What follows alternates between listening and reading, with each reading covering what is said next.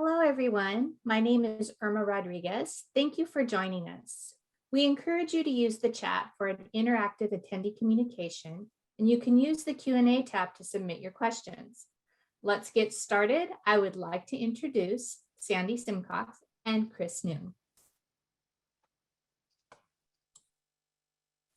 Hi, everyone. Thanks so much for joining us wherever in the world you are. I'm in rainy England and Chris is dialing in from sunny Gibraltar. So it's past both of our bedtimes, but we're really excited to be here. As Anna mentioned, to the right of your screen, there will be Q&A, polls and a chat. We've put a couple of polls in just so we can make sure we're positioning the session in the right way today. So if you can, please fill those out. There's also a fun one in there at the end for how we find out who's buying who ditto when Chris is next in the UK. And if you've got any questions, please put them in the QA because sometimes they can get a bit lost in the chat box. I'm going to talk a little bit about myself in a minute anyway, so I'll just let the wonderful Chris Noon introduce himself before we carry on. Yeah, so as Sandy said, my name's Chris Noon. I'm a senior SDN specialist at Asystec in Ireland. I'm a remote worker. And if you want to chat to me after the session or later on in the week, you can reach me on Twitter, alttransformer.com. Or you can reach me on LinkedIn, obviously. Back to you, Sandy. So Chris actually approached me to do this session. I hate public speaking and I've been a sweaty mess all day thinking about doing this. But we both noticed that so many people we know or work with who had commented on feeling as though they were either technical or non-technical and could never do both. They were scared to do something different, and they always seem to be women. It never seemed to be the guys in our lives that had those same concerns.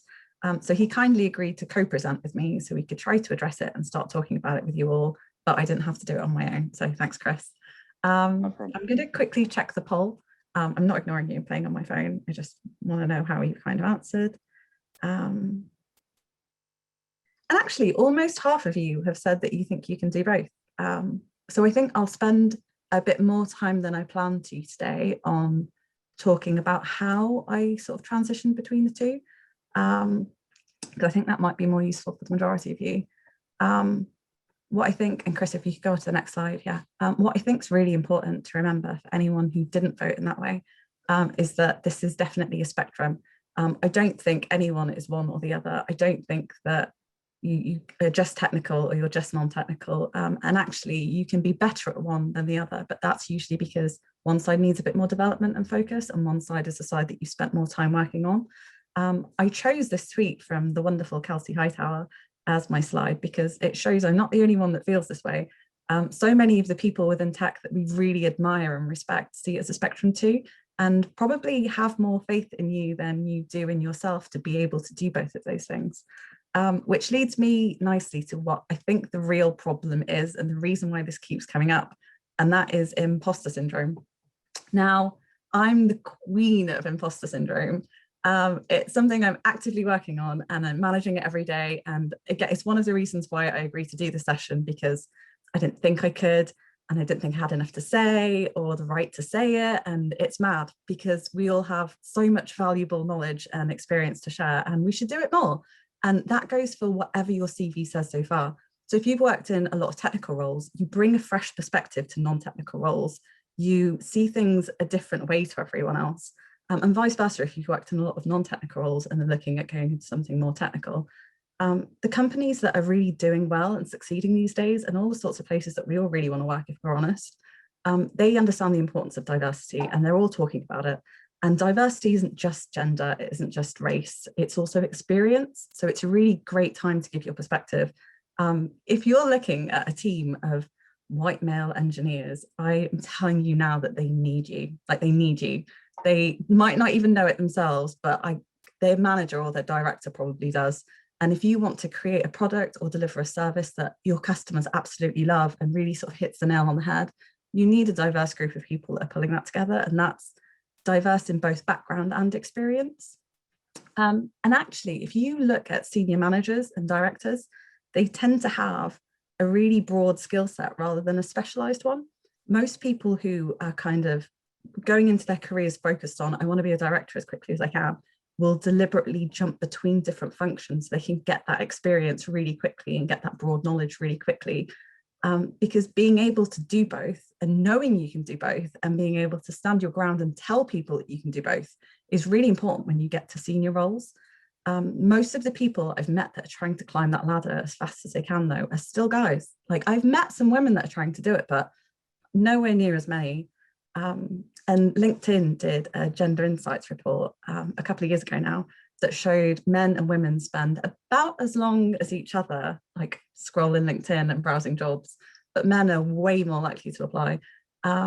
We do that thing where we go, you know what, if I want to apply for that job, I have to tick 100% of the job description. Otherwise I can't even apply because I might be troubling the recruiter, and, you know, it might look bad and they might be like, oh, yeah, she doesn't have a clue what she's doing, she can't apply. Whereas guys will go, yeah, I tick about 60% of that, I'm going to go for it. And it's extra interesting when we think about the fact that hiring managers don't usually want someone who already ticks 100% of the boxes. They want someone that's open to growing and learning and who isn't going to get bored in 6 months and leave because they can already do everything. I actually hired a product manager recently who had never worked in product before, but she had the most wonderful attitude and so many transferable skills, and she's doing amazingly well, and I'm really proud of her, and I think she's enjoying it. She keeps telling me that she's enjoying it, so I hope she is. But yeah, so a quick, I'll go over how I've kind of been treating it and how I'm trying to do it. And obviously this is personal perspective, and I hope that it works for you, and I hope you can get some tips out of it. But there are so many different ways and so many different paths that no one's are going to be exactly the same. So I'm just hoping that this helps a little bit. But I've always been a STEM baby. I just find numbers easier than words. I actually went down a science route instead of tech because I don't know, tech felt very boyish. I've never known what I want to do with my life. I still don't know. So I kind of take opportunities as they come, and Chris is laughing, don't laugh at me, it's true. I take opportunities as they come and I try and keep my options open. And I actually got into tech by joining a graduate scheme at BT. And I liked it because it was rotational. So it meant I could try things out, and I thought that tech seemed quite interesting. And that's an attitude that's really stuck with me. I think that attitude of trying things out and following what really interests you, and to an extent treating your career as a rotational grad scheme is definitely something that's working for me, and something that I'd encourage people to try. Like, you don't have to pick everything all at once. You can kind of forever be testing things and trying things and looking for what interests you. But so fast forward a couple of jobs, and I'm here at Claranet, which is where I still work now, but I'm working in marketing, which I think is about as non-technical as it gets. I'm obsessed with our cloud business unit, and I feel like I need a new challenge. So throughout my career, I've always had mentors and coaches who have supported me and guided me. So I did what I usually do when I'm not sure what to do next, and I just started talking to anyone that would listen to me. The most significant conversation that I had was with a woman who I'd worked with on a few projects, who I respected, who knew what I was like, what I can do, the fact that I'm a quick learner, I'm a hard worker. And I told her the conundrum that I was in.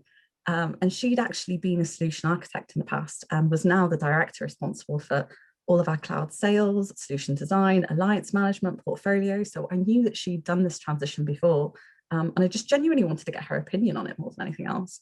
And so I talked to her about it, and she says, well, have you seen that I'm hiring a product manager? And I said, yeah, but I don't know if products to me, like, I don't really know anything about cloud technology. I feel like I need to like pick something specific and then go and retrain and then apply for it. And she was like, no, I really don't think that's the best way of doing it. She was like, you could just come into product. It's a small step for you. Learn about cloud as you go. Get closer to those more technical roles so you can work out what you're really interested in without kind of having to guess from afar, which was one of the challenges that I had. And just, yeah, keep taking small steps instead of feeling like I have to jump. And she was right. It feels like there's always a path that's made up of smaller steps, and it can be a really enjoyable path. And I know that so many people get to where they want to get by, yeah, completely stepping back, retraining, and then reapplying. But I find things like that really daunting. And so for me, that path of little steps really suits me, and it means that I can feel like I'm gradually growing. It doesn't feel like a big leap. So I did that role for about 6 months, and I adored it. I was learning so much again. I felt like I was being challenged. I was really making a difference. And then my boss left.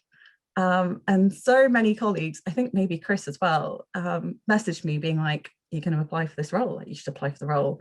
And I was like, no, I'm the queen of imposter syndrome. I couldn't possibly apply for this role.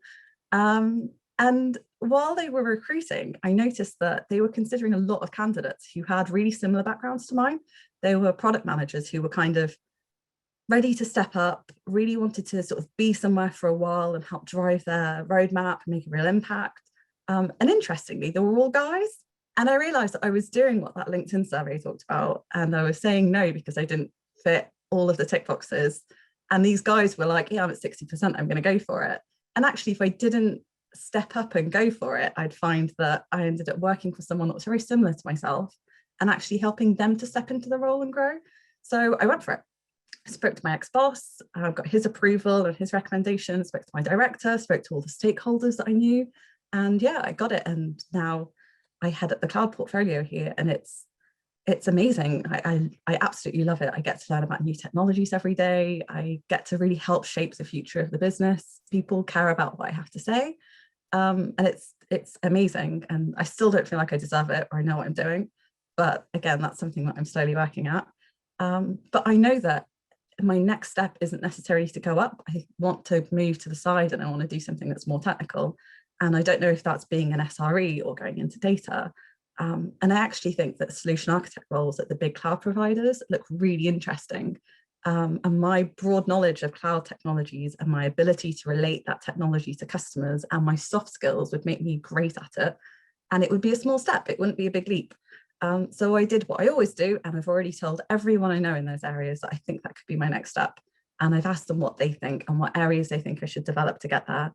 And my job for this year is to get more certs. I think it'll really help with my imposter syndrome, but whenever I am ready for my next move, I think I'll have the paperwork to show it and I'll have the network of referrals who back me and think that I can do it.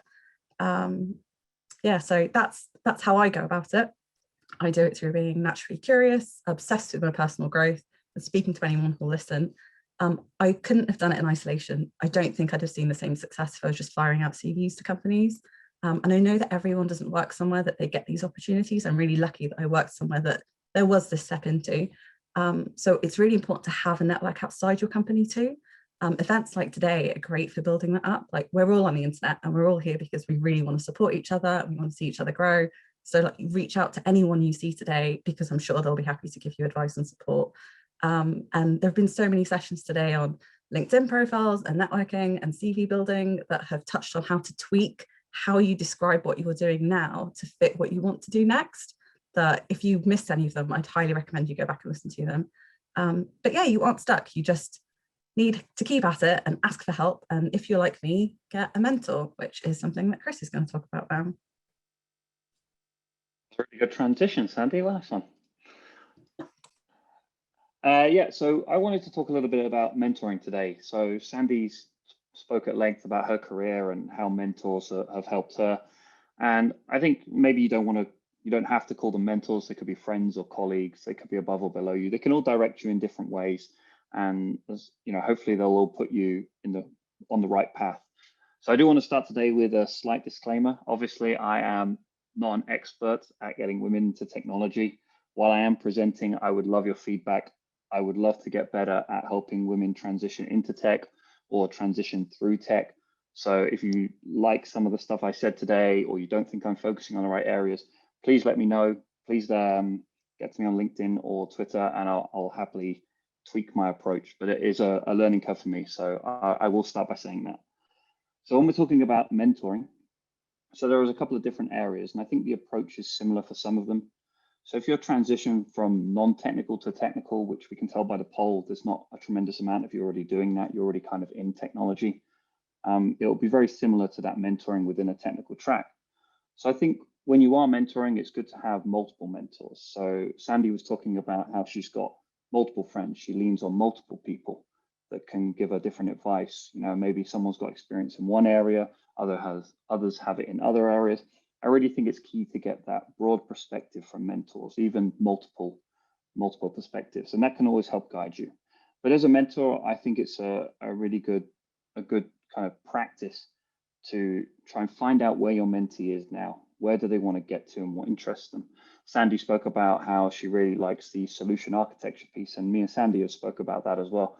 And knowing where she wants to get to and where she is now kind of helps you build that learning path, which I think is the next step.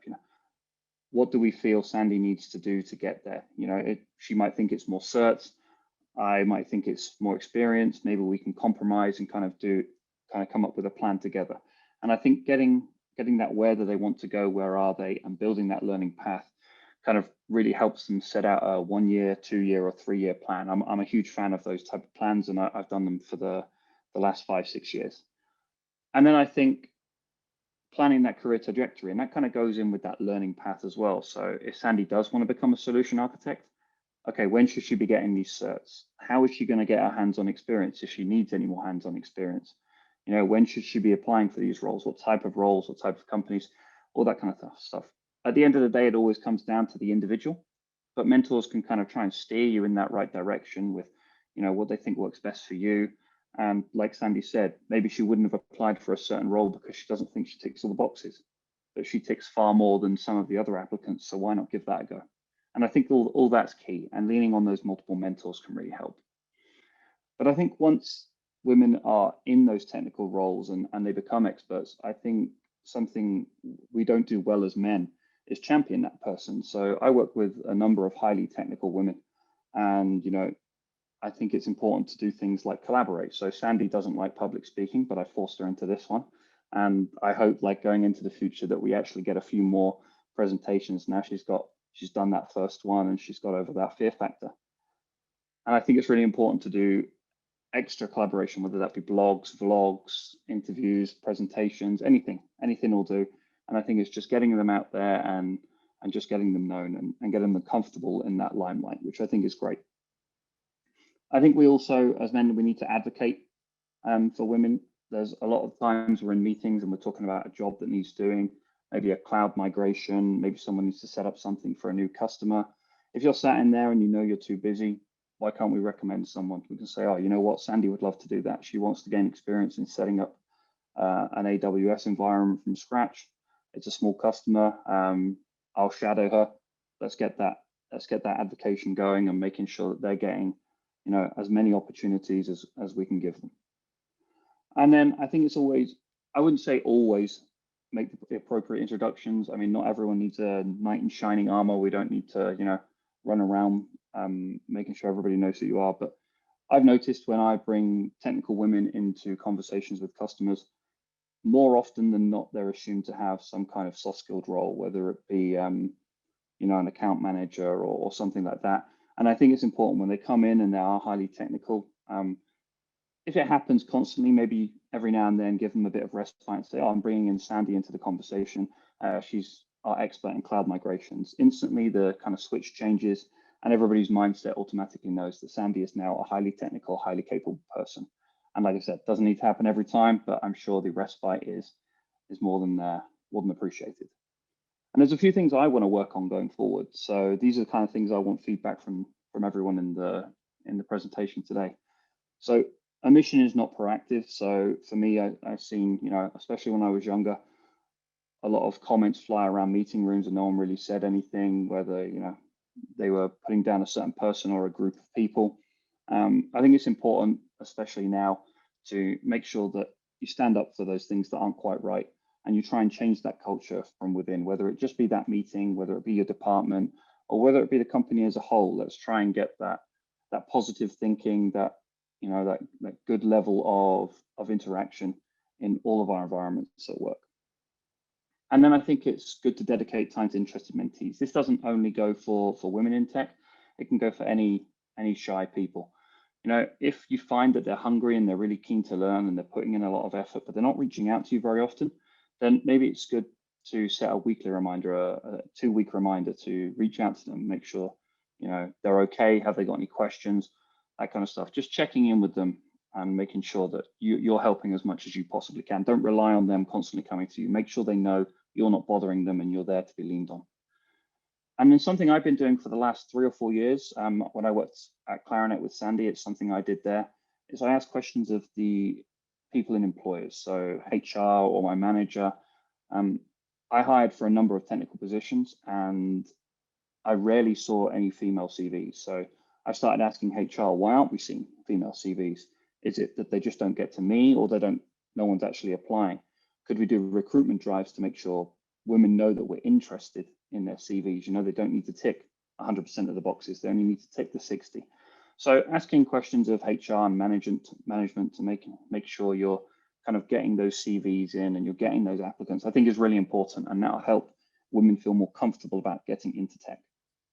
And then finally, I think I need to be mentored myself as part of the overrepresented group. I'm never going to have the experiences Sandy's had. I probably never will have. I'm obviously never have. So I think it's important when I mentor women, if they do come to me with these issues, I can put them in contact with Sandy. I can get feedback from Sandy and other women that I work with, trying to get as many perspectives for myself so I can pass on that knowledge and help women either break into tech or traverse through tech. And I'll hand you back to Sandy because I know she's dying to speak again. It's not as bad as I was expecting it. Thanks for making me do it. But yeah, so thanks to everyone for joining us today.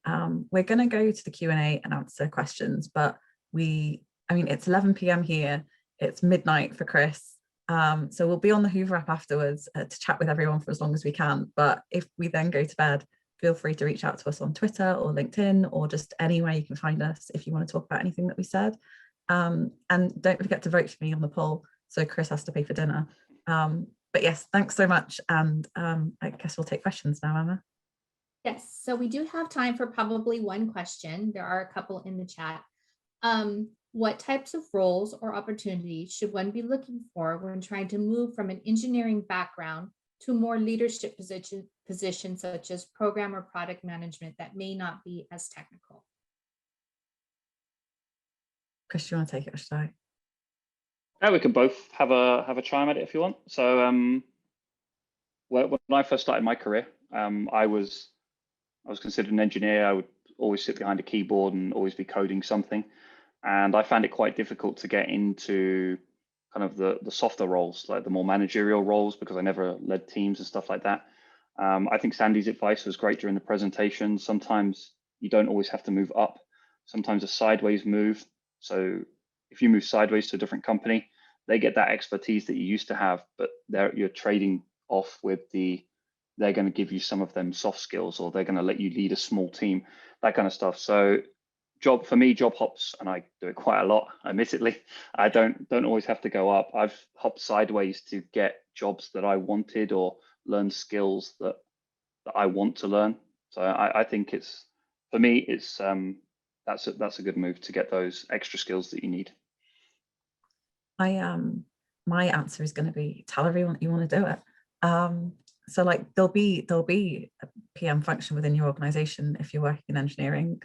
So go tell them that you want to do it and ask them if they have a side project that you could help with. Or I feel like there's always a risk when you think there's something that you want to do that you haven't had a chance to try it out.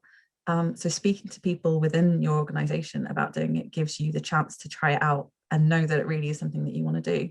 But otherwise, I don't know if this is what we're supposed to do, but there was a session literally just before ours that Lauren Lee did about, I think it was like electrifying product management. And she definitely covered some of this off and some of the sort of stuff that you could do. So listen to that if you haven't already. I'm not sure when you submit the question through. But yeah, side projects, anything you can pick up, just trying it out and telling everyone that you want to do it. And people will then, when they have the opportunity, go, you know what, she was amazing and she worked really hard at it and she was really good at that side project. And I think we should give her the opportunity to do it. That's my way of trying. Awesome. Yeah, I think that's great. So much. Sandy, Chris, you guys were amazing. Sandy, you killed it. Good job, girl. I know you were nervous. So we are at time. Everybody, thank you for joining us. Please enjoy the rest of the conference and have a good one. Bye. Thank you very much.